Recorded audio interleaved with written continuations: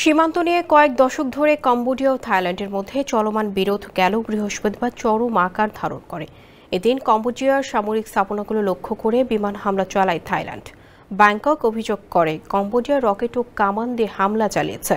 পাল্টাপাল্টি এই হামলায় দুই দেশেরই হতাহতের ঘটনা ঘটেছে। তবে কয়েকদিনের লড়াই শেষে অবশেষে কম্বোডিয়া ও থাইল্যান্ড তাৎক্ষণিক এবং নিঃশর্ত যুদ্ধবিরতিতে রাজি হয়েছে। মালয়েশিয়ার প্রধানমন্ত্রী আনোয়ার ইব্রাহিম সোমবার যুদ্ধবিরতির এ তথ্য নিশ্চিত করেছেন। প্রতিবেশী দুই দেশের মধ্যে শান্তি আলোচনায় মধ্যস্থতা করে মালয়েশিয়া।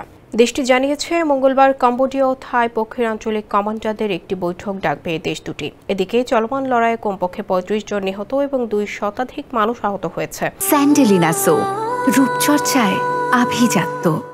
অবশ্য শান্তি আলোচনার কয়েক ঘন্টা আগেও সংঘর্ষ অব্যাহত ছিল, যদিও দুই দেশের নেতারা ইঙ্গিত দিয়েছে অবিলম্বে লড়াই বন্ধ হবে।